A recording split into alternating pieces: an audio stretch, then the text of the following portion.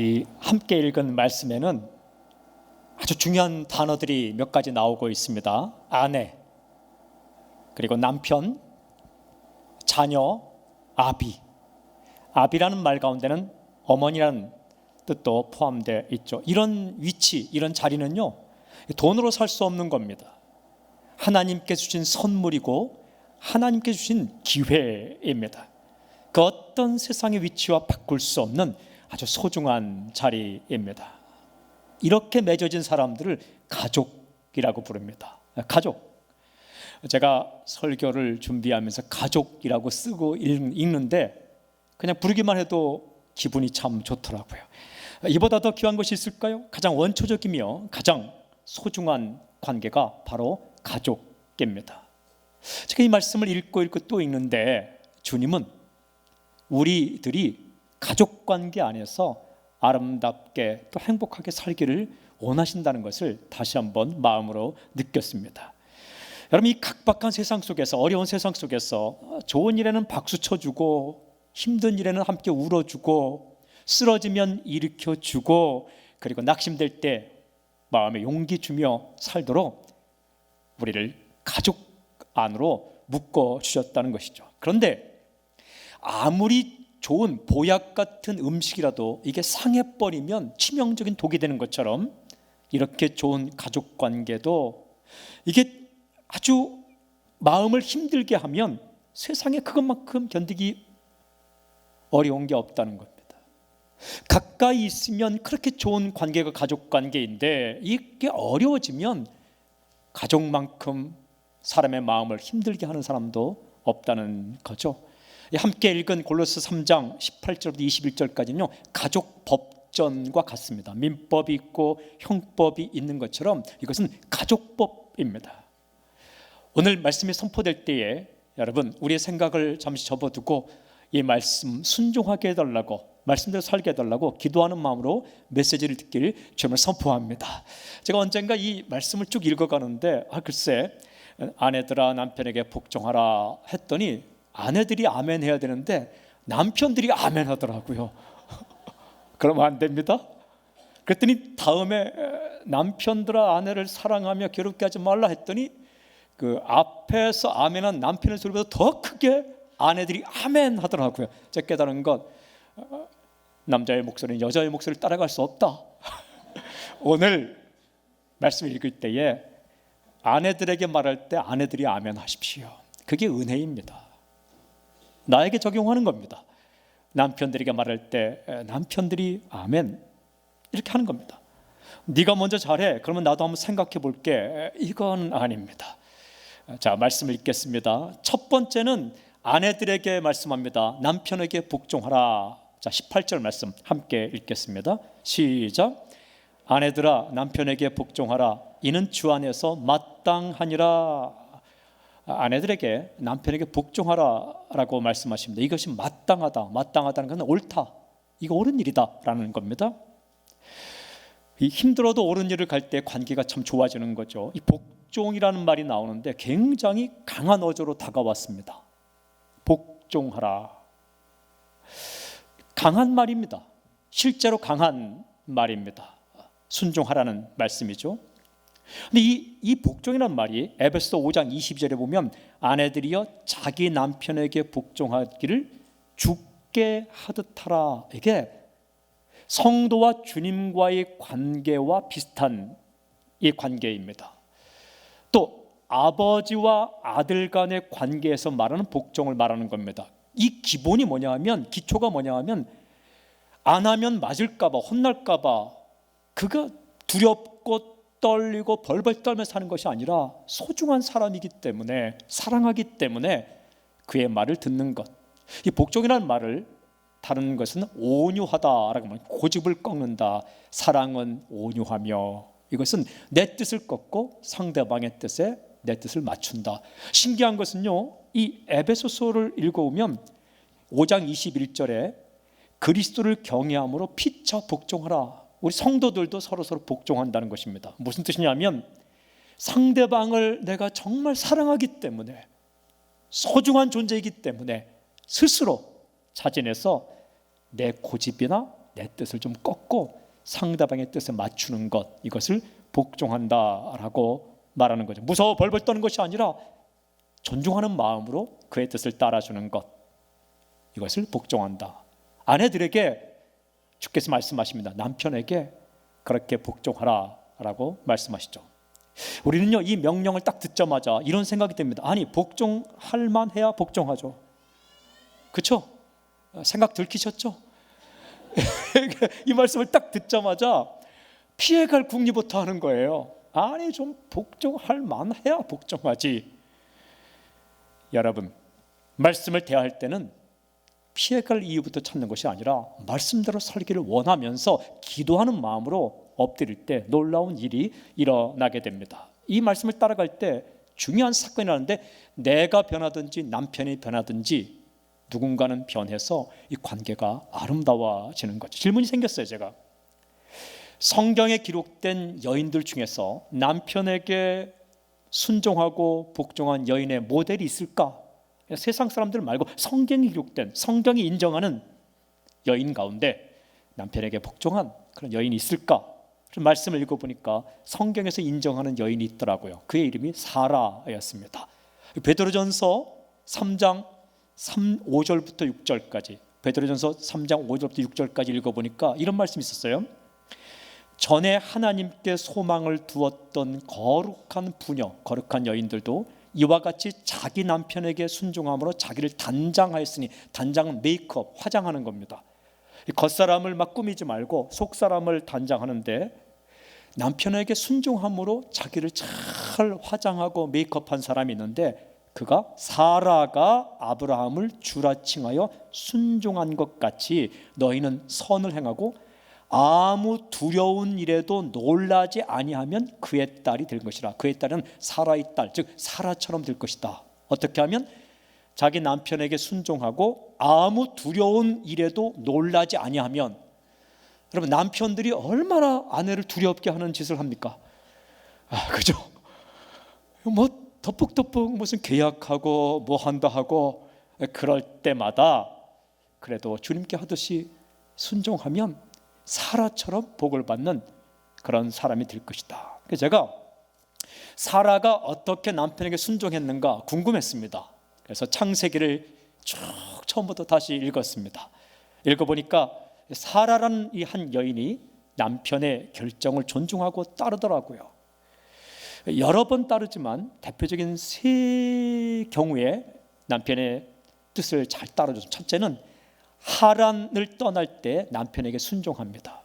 창세기 12장 1절에 보면 하나님이 아브라함을 부릅니다. 그리고 이렇게 말씀하시죠. 너는 너의 친척과 고향과 아버지의 집을 떠나 내가 네게 지시할 땅으로 가라 라고 말씀하십니다. 아브라함이 떠납니다. 아브라함 믿음의 사람이에요. 대단한 사람입니다. 믿음이 좋은 사람이에요. 4절에 보니까 이렇게 기록되어 있어요. 아브라함이 여호와의 말씀을 따라갔다. 근데 여러분, 옆에 있는 아내 사라는 그냥 믿음 좋은 남편 옆에 있는 겁니다. 예를 들면 선교지로 가고 목회자로 가고 뭐 헌신하고 옆에 있는데, 도대체 사라가 어떻게 했을까? 창세기 12장 5절에 보니까 아브라함이 하란을 떠나갈 때에 그 남편과 함께 가고 있는 사라의 모습을 발견할 수가 있었습니다. 여러분, 이 남편에게 그가 이렇게 말하지 않습니다. 왜 여기를 떠나서 어디로 갈지도 모르면서 출발하는 거야? 왜 사서 고생을 해? 라고 말하지 않습니다. 그저 따라갑니다.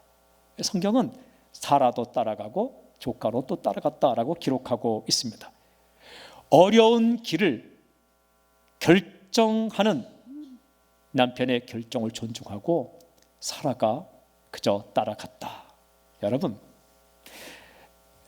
그런 아내를 바라보는 아브라함의 마음은 얼마나 고마웠을까요? 제가 이 본문을 읽다가 한참 멈추고, 저도 여러 번 사역지를 옮기게 되었습니다. 그때마다 저희 아내가 늘 흔쾌히 동의해 주셔서라고 할 뻔했네요. 동의해 주어서 얼마나 고마운지 모릅니다. 이사도 참 많이 다니고. 저는 그래서 제 아내 말을 잘 듣습니다. 이 사라가 남편이 한 중대한 결정에 순종을 하는 거예요. 여러분, 이 아브라함이 얼마나 많은 고민 끝에 출발하기로 결정했을까요? 믿음이 좋지만 자식들을 다 데리고 정든 땅을 그렇게 떠나야 되는데 그 쉬운 결정 아니지 않습니까? 총각 때는 잘 결정할 수 있습니다. 그러나 가족이 생기면 더 힘든 겁니다. 그런데 그 사라가 따라가는 거예요. 두 번째는 아내라고 하지 말고 누나라 하라, 누이라고 하자 할 때 순종합니다. 창세기 12장 10절부터 20절에 보면 아무리 그래도 이런 말까지 순종하는가라고 생각되는 사건이 기록되어 있습니다. 그것은 아브라함이 아내 사라에게 이렇게 요구하는 겁니다. 여보, 우리가 애굽에 들어갔을 때에 내 아내라고 말하지 말고 나의 누이라고 합시다 라고 하는 거예요. 왜 그런 말 했는가?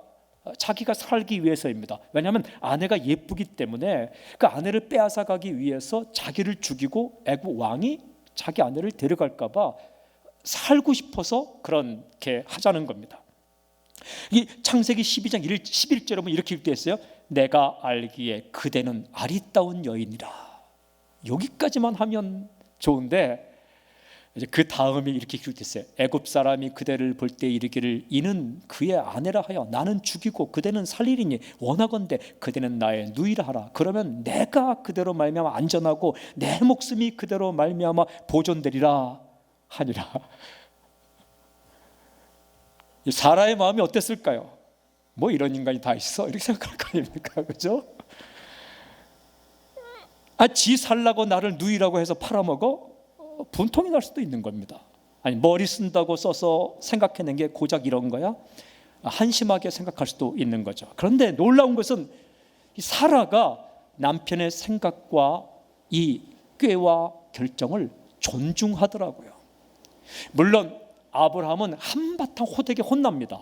그러다 하나님께서 구해주셔서 살아나지만, 그런데 이 어리석은 결정까지도 사라가 남편의 결정을 따라주는 것을 볼 수가 있습니다. 얼마나 아브라함의 마음이 고마웠을까.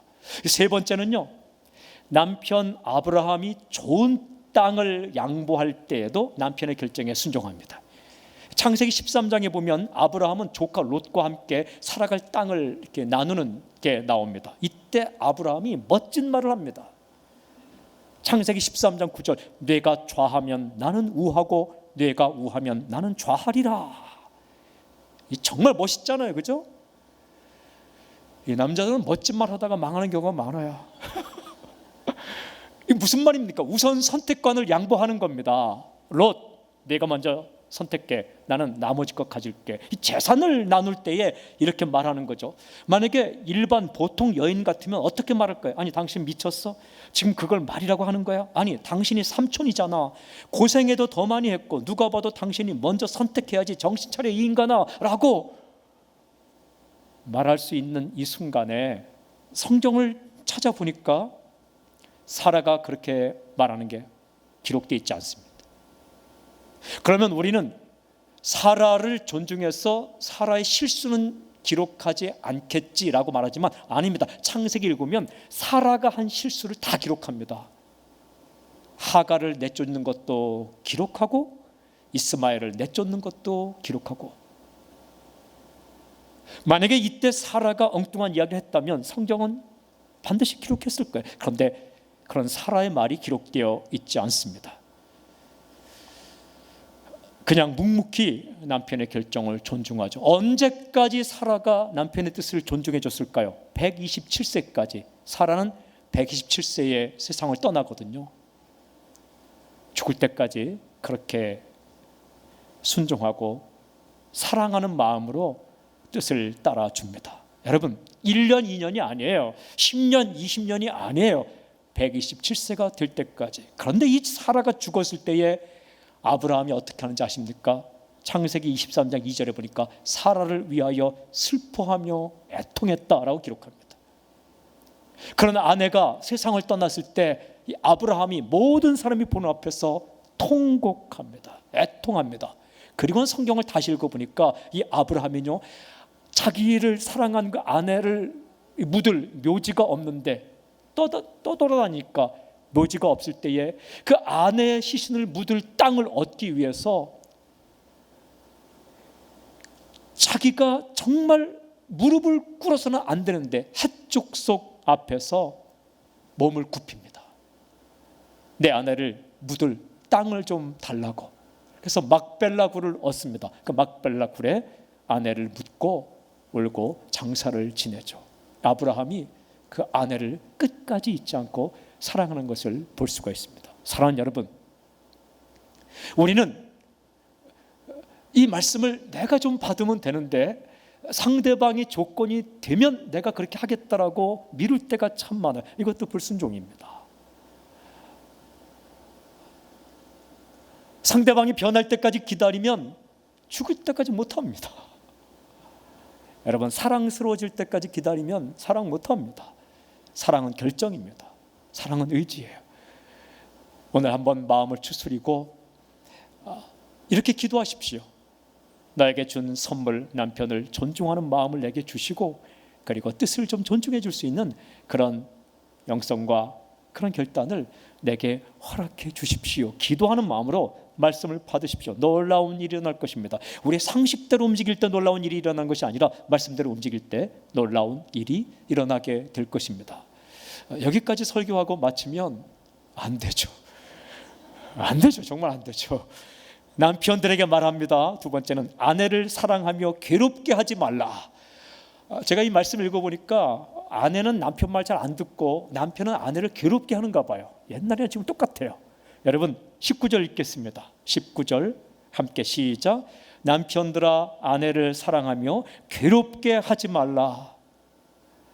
아내를 사랑하고 아내를 괴롭게 하지 말라. 옛날 남편이나 요즘 남편은 똑같아요. 아내를 괴롭게 한다. 근데 짚고 넘어갈 게 있습니다. 여러분, 여기서 아내를 사랑하며 라고 말할 때 이게 자기 아내입니다. Your wife, 자기 아내입니다. 에베소 5장 28절에 분명히 말합니다. 자기 아내를 사랑하라. 여러분, 남의 아내 아닙니다. 이게 자기 아내입니다. 딴 데 마음 돌리지 마십시오. 자기 아내에게 집중하십시오. 자기 아내를 사랑하라. 괴롭게 하지 말라. 괴롭게 하다, 피크라이노라는 것은 이 헬라어는 마음을 쓰라리게 하다라는 뜻입니다. 가슴에 못을 박다라는 의미입니다.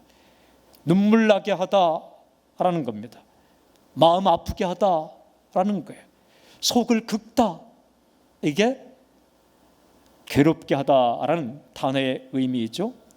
생각이나 말이나 행동에 있어서 아내의 마음을 아프게 하지 말라라는 겁니다. 아내의 마음을 아프게 하지 말라. 질문이 있어요. 이 아내의 마음은 언제 아플까? 언제 괴로울까? 여러 가지가 있겠지만 몇 가지만 말씀드리겠습니다. 저의 아내 기준이 아닙니다. 제가 이것을 연구하기 위해서 수없이 많은 증언들과 인터넷을 뒤지면서 해봤더니 세 가지입니다. 첫째는 내 마음을 몰라줄 때입니다.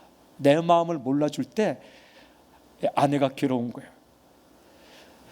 여러분, 우리 아내들의 말을 좀 들으십시오. 귀를 열고 마음을 여십시오. 뭔가 대단한 일을 해주지 않아도 이해만 해줘도 엄청난 일이 일어납니다.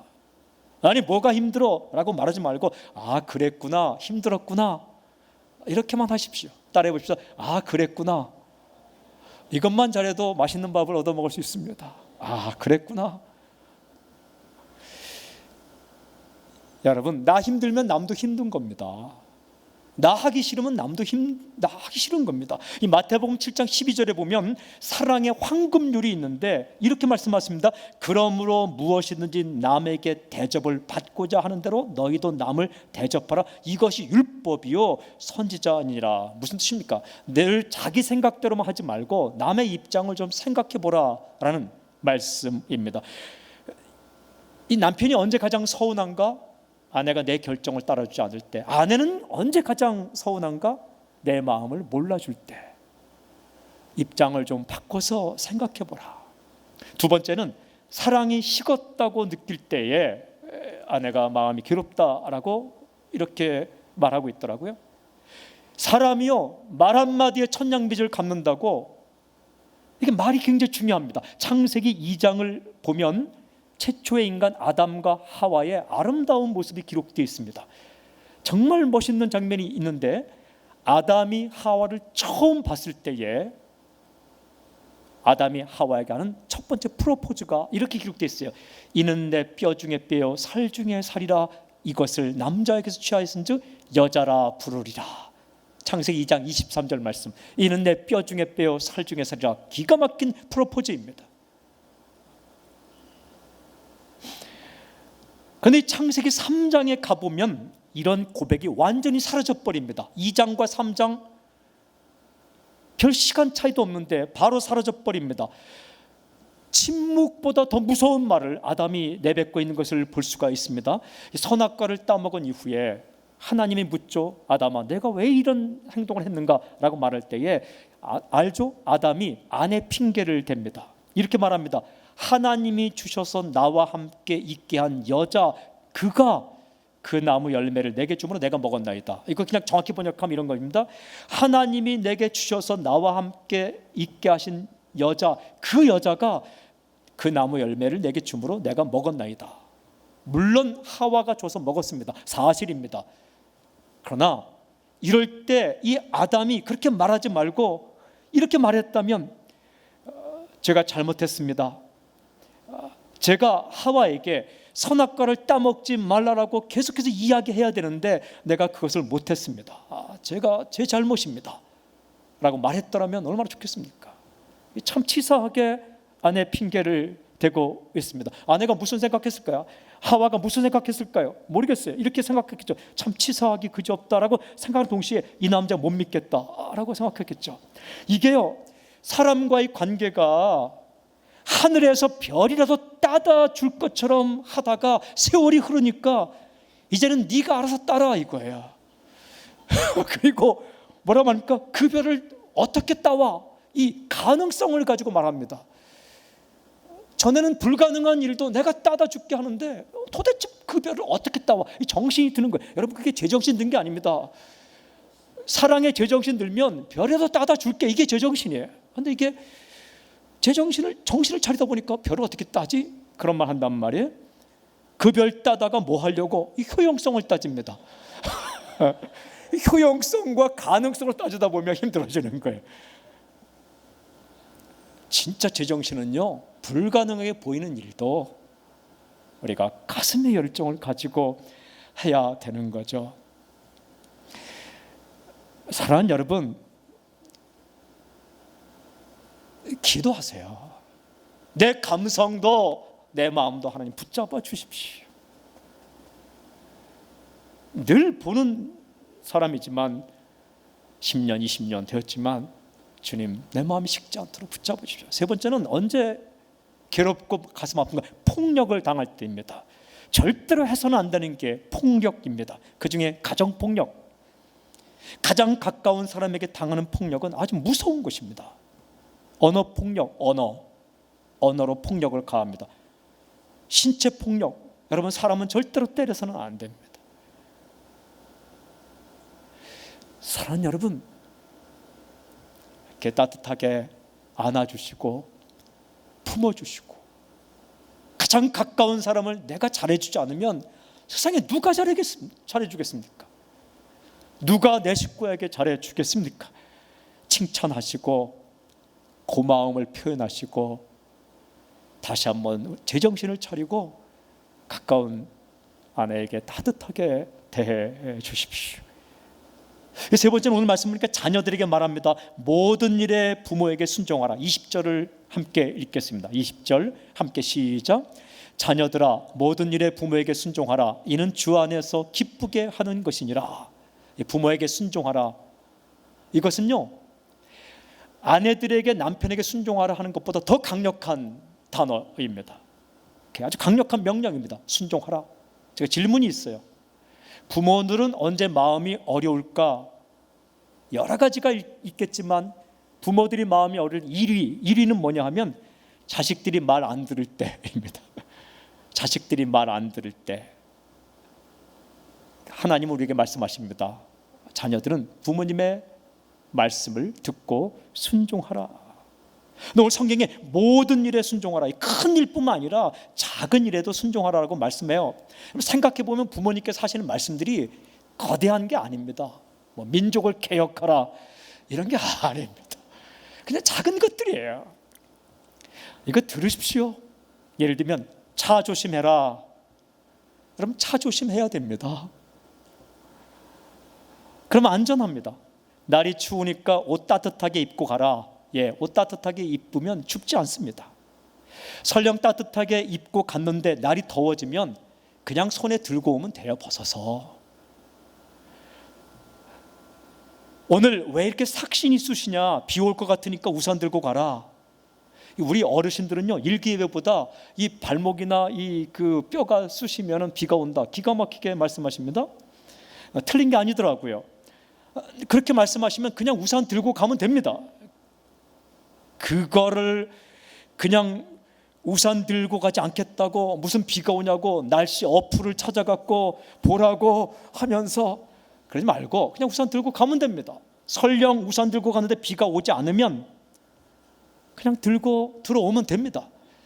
아침에 들고 간 게 정말 아깝고 정말 마음에 쓰라리면 들어올 때 한번 스윙 연습 한번 하고 오세요. 건강에도 좋습니다. 그거를 빡빡 우기면서 안 가지고 가겠다고 그렇게 말하지 마십시오. 부모님의 마음 아프게 하지 말라는 말씀입니다. 이런 거 왜 제가 이런 걸 왜 이렇게 잘할까요? 저도 바보처럼 많이 그렇게 했기 때문입니다. 제 얘기 때문에 그런 거죠. 그냥 들고 가면 될 거를 그걸 뭐 그렇게 하지 않겠다고. 부모님이 하시는 말씀 가운데 99%는 다 그런 이야기들입니다. 기억하십시오. 잔소리가 사랑입니다. 더 나아가서는 수동적으로 부모님께 순종하는 것보다도 능동적으로 적극적으로 부모님께 잘하십시오. 디모데전서에서는요, 특별히 남편이 일찍 소천하고 홀로 된 과부들에 대해서 교회가 그들을 존중히 여기고 쓸 것을 공개하라고 말씀하시면서 더 중요한 말씀은 그의 자녀들이, 손자들이 그 여인을 잘 섬기라고 말씀하십니다. 디모데전서 5장 4절에 이렇게 말씀하세요. 만일 어떤 과부에게 자녀나 손자들이 있거든, 손자까지, 그들로 먼저 자기 집에서 효를 행하여 부모에게 보답하기를 배우게 하라. 이것이 하나님 앞에 받으실 만한 것이니라. 이렇게 말씀하시고 아주 폭탄 선언을 합니다. 디모데전서 5장 8절에 누구든지 자기 친족, 특히 자기 가족을 돌보지 아니하면 믿음을 배반한 자요 불신자보다 더 악한 자니라. 목회자인데, 선교사인데, 헌신자인데 자기 가족에게 잘 못하면 불신자보다 더 악한 자라고 성경에서 이렇게 말씀하시는 거예요. 무슨 뜻입니까? 그만큼 가까운 가족에게, 그만큼 자기 부모에게 잘하라는 말씀입니다. 기억하십시오. 예수님도 어머니께 잘했습니다. 이 성경 요한복음을 읽어보면 요한이 십자가에 달려 죽으시는 예수님의 이 하신 말씀을 정확하게 기록합니다. 왜냐하면 요한은 사랑받는 제자이기 때문에. 그런데 요한이 충격을 받고, 엄청난 충격을 받고 기록한 예수님의 말씀이 있는데 그것이 바로 요한복음 19장 27절에 기록된 바로 이 말입니다. 보라 내 어머니라. 요한에게 한 말이에요. 무슨 뜻입니까? 내 어머니를 좀 부탁할게. 예수님께 십자가에 달려 돌아가시면서 자기를 낳아준 어머니 마리아가 거기에 계신데 그 육신의 어머니를 두고 가는 이 안타까움을 가지고 요한에게 말하는 거예요. 보라 내 어머니라. 무슨 뜻입니까? 나는 지금 이 땅을 떠나지만 내 어머니를 좀 내게 부탁할게. 놀라운 것은요, 이 요한이 가장 오래도록 살아남습니다. 가장 오래도록 살아남을 요한에게 어머니를 부탁하는 거죠. 이 모습이 요한은 충격적일 거예요. 그래서 요한복음에, 다른 성경 아니고 요한복음에만 예수님의 이 말씀이 기록이 되어 있습니다. 그 긴박한 순간에 자기 어머니를 챙기는 겁니다. 제자의 배신을 당하고 부당한 재판받고, 이게 재판이 부당한 재판 받았어요. 군중들로부터 버림받고 강도와 같은 취급받고 십자가에 못 박히고 마지막 소유인 속옷과 겉옷 다 빼앗기고 심장이 터지고 못 박힌 손과 발에서 피가 흐르고 머리에 피가 흐르고 그런 순간에까지 자기 어머니를 챙기셨다고요. 여러분, 그분이 우리 주님 예수님이세요. 그러니까 부모님께 잘하십시오. 마지막에 네 번째는 부모들에게 너희 자녀를 화나게 하거나 낙심시키지 말라라고 말씀하십니다. 21절 우리 함께 읽겠습니다. 21절 시작. 아비들아 너희 자녀를 노엽게 하지 말지니 낙심할까 함이라. 아비들아라는 것은 호이 파테레스라는 것은 부모를 말하는 겁니다. 부모님들에게 말합니다. 자녀를 화나게 하지 말라. 자녀를 낙심시키지 말라. 질문이 있어요. 자녀들은 언제 화가 날까? 언제 부모에게 실망할까?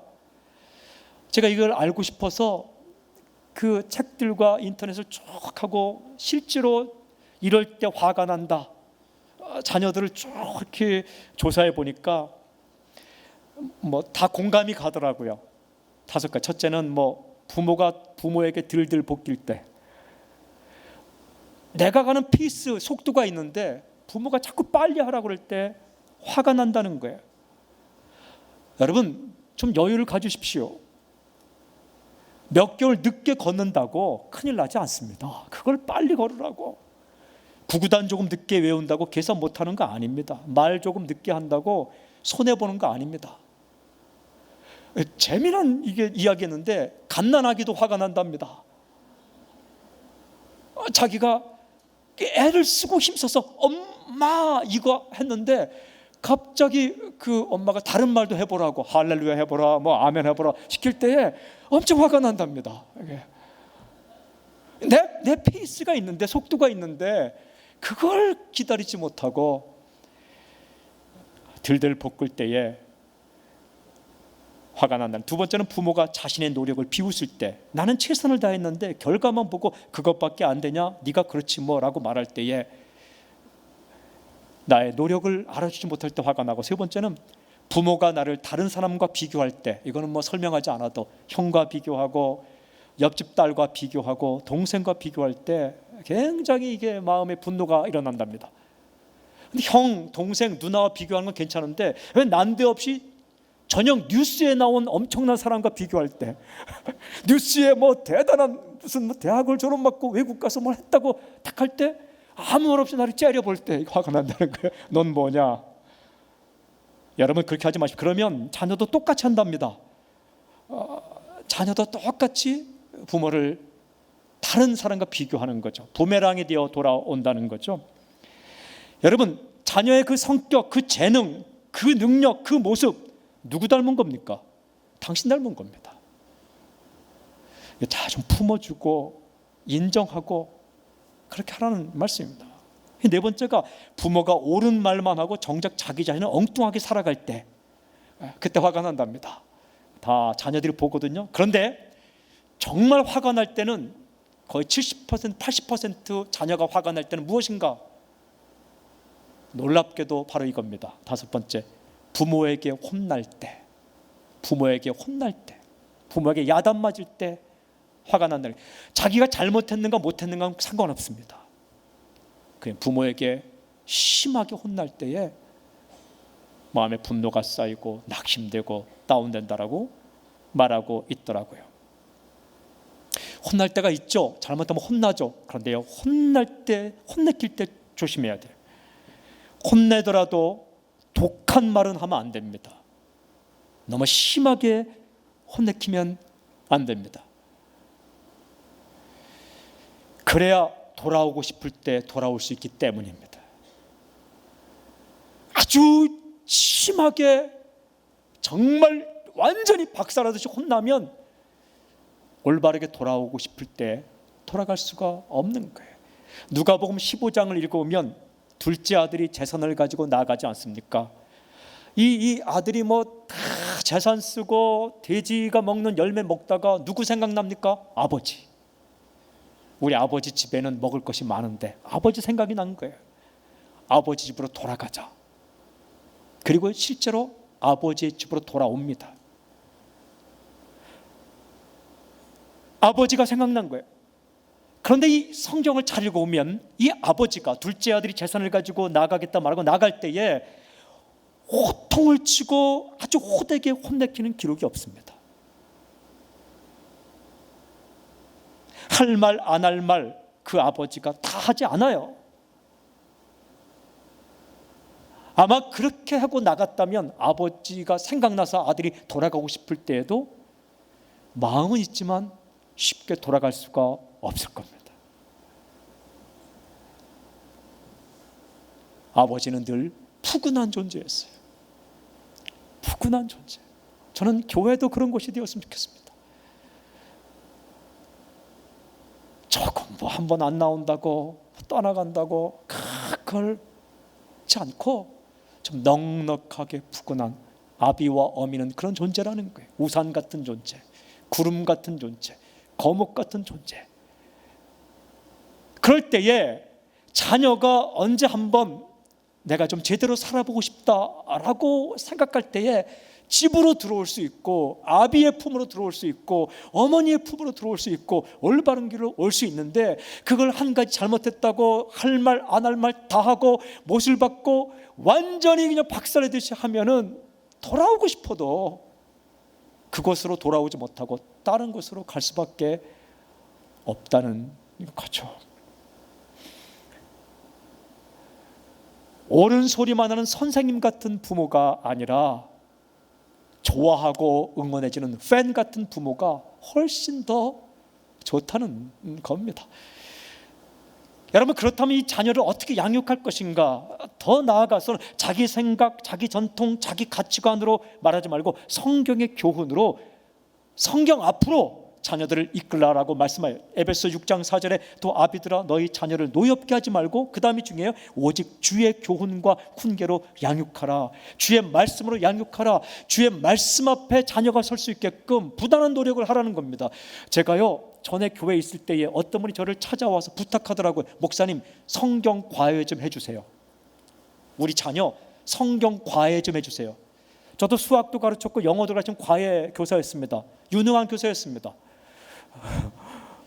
그걸로 생활비도 쓰고 했습니다. 근데 나는 평생 제가 살면서 성경을 과외해달라는 사람을 본 적이 없습니다. 목사인 저도 의아하게 생각했습니다. 이 사람 제정신인가? 그런데 제가 생각해 보니까 그 사람이 정말 독실한 크리스찬인데 그게 맞더라고요. 자신의 자녀에게 주의 말씀을 가르치는데 내가 가르치는 것보다는 주님을 사랑하고 주님께 헌신된 그 목회자가 가르치는 것이 훨씬 낫겠다 싶어서 성경 과외를 해달라는 거예요.